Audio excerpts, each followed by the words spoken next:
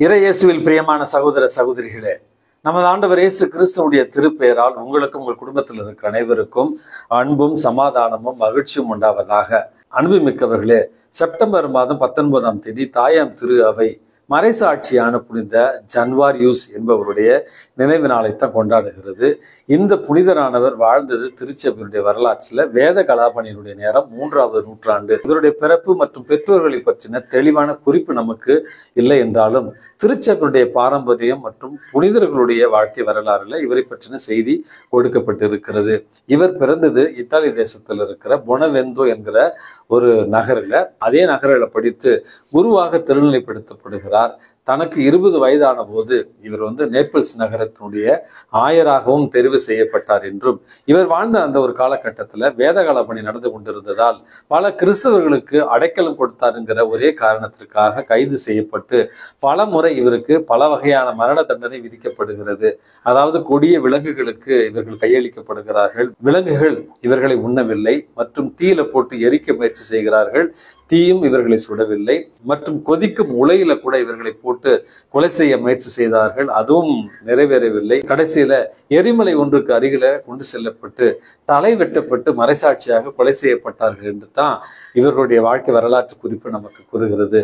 ஆனால் புனித ஜன்வாரியூஸ் அவர்களுடைய இரத்தம் என்று கருதப்படுகிற நம்பப்படுகிற அவருடைய இரத்தத்தை ஒரு 12 சென்டிமீட்டர் அகலம் உள்ள கண்ணாடி குமிழில வைத்து நேபிள்ஸ் நகரத்தில் இருக்கிற இவருக்காக ஒப்பு கொடுக்கப்பட்ட ஒரு பேராலயத்துல அந்த திட நிலையில இருக்கிற ரத்தம் இன்றும் பாதுகாக்கப்பட்டு கொண்டு வருகிறது. அன்புமிக்கவர்களே, வருடத்திற்கு 3 முறை திட நிலையில இருக்கிற அவருடைய அந்த புனிதமான இரத்தம் திரவ நிலைக்கு மாறுகிற அதிசயம் நிகழ்ந்து கொண்டிருப்பதை இன்றளவும் நம்ம பார்க்கலாம்.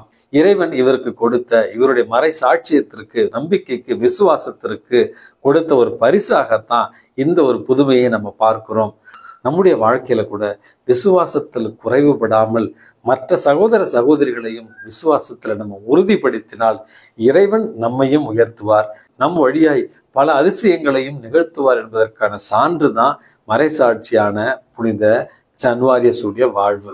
அன்புமிக்கவர்களே, இன்றைக்கு நமக்கு கொடுக்கப்பட்டிருக்கிற நற்செய்தி வாசகத்துல நம்முடைய அன்றாட வாழ்க்கைக்கு தேவையான ஒரு அழகான புரிதலை தான் நமது ஆண்டவர் இயேசு கிறிஸ்து தெளிவாக சொல்லி தருகிறார்.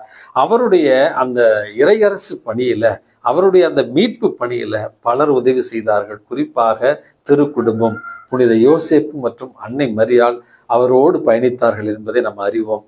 அதே போல நமது ஆண்டவர் இயேசு கிறிஸ்து தேர்ந்தெடுத்த திரு தூதர்கள் இயேசுவோடு பயணித்தார்கள், உண்டார்கள், உறங்கினார்கள், இயேசுவனுடைய பணியை தொடர்ந்து செய்தார்கள் என்பதைத்தான் விவிலியத்துல நம்ம பெருவாரியாக வாசிக்கிறோம். ஆனால் இன்றைக்கு நமக்கு கொடுக்கப்பட்டிருக்கிற நற்செய்தி வாசகத்துல நமது ஆண்டவர் இயேசு கிறிஸ்துவனுடைய அந்த இறையரசு பணியில பெண்களும் பங்கு பெற்றார்கள்.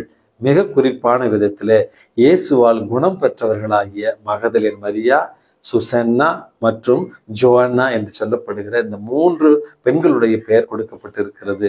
தங்களுடைய உடைமைகளையும் சொத்தையும் விற்று இயேசுவுக்கு அவர்கள் பணிவிடை செய்தார்கள் என்கிற மிக அற்புதமான ஒரு செய்தி நமக்கு கொடுக்கப்பட்டிருக்கிறது.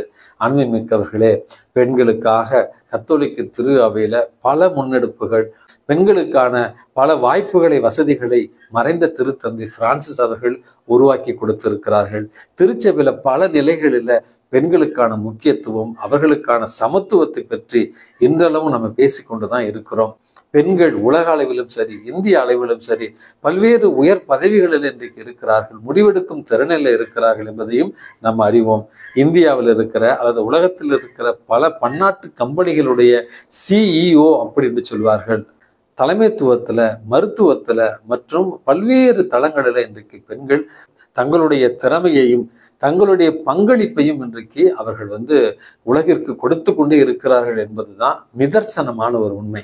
ஆனால் உண்மையாகவே பெண்களுக்கான அந்த சம உரிமை, சமத்துவம், அவர்களுக்கான உரிமைகள் உண்மையாகவே கிடைத்து விட்டதா, பெண்களுக்கான அங்கீகாரம் முழுவதும் கிடைத்து விட்டதா என்கிற ஒரு கேள்வியை கேட்டோம் என்றால் அதற்கான விடை மிகப்பெரிய ஒரு கேள்வியாகத்தான் இருக்கும் என்பது என்னுடைய தாழ்மையான கருத்து. அன்புமிக்கவர்களே, இவ்வளவு பெண்களை பற்றி பெருமையாக சொல்லி கொண்டிருந்த நான் நேற்று மயிலாடுதுறையில மறுபடியும் ஒரு ஆணவ கொலை, தன்னுடைய சக கல்லூரி மாணவியினுடைய இல்லத்திற்கு புத்தகத்தை கொடுத்து வர சென்ற ஒரு இளைஞரை சராமாரியாக தாக்கி இருக்கிறார்கள் அந்த பெண்ணினுடைய பெற்றோர்கள் மற்றும் உறவினர்கள். அன்புமிக்கவர்களே, இந்த ஒரு 21வது நூற்றாண்டுல கூட கல்வியில நம்ம பிள்ளைகளுக்கு கல்வியை கொடுத்தாலும், அவர்களுக்கான எல்லா பாதுகாப்பையும் உறுதி செய்தாலும், அவர்களுக்கான எல்லா வசதிகளையும் செய்தாலும், இன்றைக்கும் நான் சொல்றதை தான் நீ செய்யணும், நான் விரும்புகிற மாதிரி தான் நீ படிக்கணும், நான் விரும்புகிற மாதிரி தான் நீ திருமணம் செய்து கொள்ள வேண்டும் என்று ஒரு சில பெற்றோர்கள் இன்னும் பெண்களை ஒரு போகப் பொருளாகவும் அடிமைகளாகவும் அதே நேரத்தில் உரிமையற்றவர்களாகவும் நடத்துகிற ஒரு போக்கு இருப்பதைத்தான் இன்றைய நற்செய்தி வாசகம் நமக்கு கண்டித்து திருத்த விரும்புகிறது. இயேசுவனுடைய அந்த ஒரு காலகட்டத்திலேயே பெண்களுக்கான சம உரிமையையும் பெண்களுக்கான அங்கீகாரத்தையும் நமது ஆண்டவர் இயேசு கிறிஸ்து கொடுத்தார் என்பதை இந்த ஒரு செய்தியில புரிந்து கொள்ளலாம்.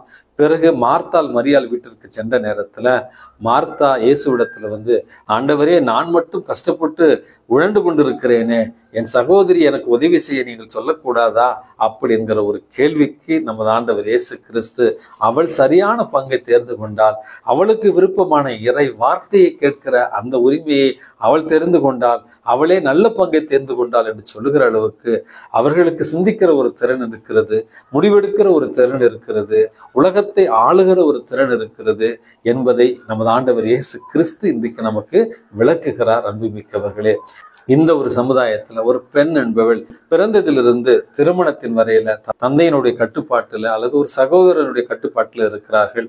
திருமணத்திற்கு பிறகு கணவனுடைய ஒரு கட்டுப்பாடு, கணவனுடைய இறப்பிற்கு பிறகு மறுபடியும் பிள்ளையருடைய கட்டுப்பாட்டிற்கு அவர்கள் வருகிறார்கள்.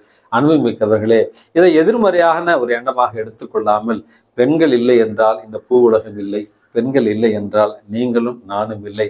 நம்மை பெற்றெடுத்த அன்னையர்கள், நமக்காக எல்லா விதத்திலும் உதவி செய்து நம்மை பராமரித்த நம்முடைய சகோதர சகோதரிகள் அனைவருக்காகவும் இன்று செபிக்கவும், அவர்களை நம்முடைய இணையாக மதிக்கவும், இறைவனுடைய படைப்புல அவர்கள் நமக்கு பங்காளிகள், இந்த உலகத்தை அழகுபடுத்துவதில், இந்த உலகத்தை புதுமைப்படுத்துவதில், இந்த உலகத்தை புது உருவாக்கம் செய்வதில் நமக்கு இணையான உரிமையும் பங்களிப்பும் கடமையும் அவர்களுக்கு இருக்கிறது என்பதை உணர்ந்து மதித்து வாழத்தான் இறைவன் நமக்கு அழைப்பு விடுக்கிறார். ஆகவே நம்முடைய எண்ணங்களில, நம்முடைய பார்வையில புனிதத்தை கொண்டு வர முயற்சி செய்வோம். எல்லாம் வல்ல இறைவன் தந்தை, மகன், தூய ஆவி உங்களையும் உங்கள் குடும்பத்தில் இருக்கிற அனைவரையும் நிறைவாக ஆசீர்வதித்து பாதுகாத்து வழி நடத்துவாராக. ஆமென்.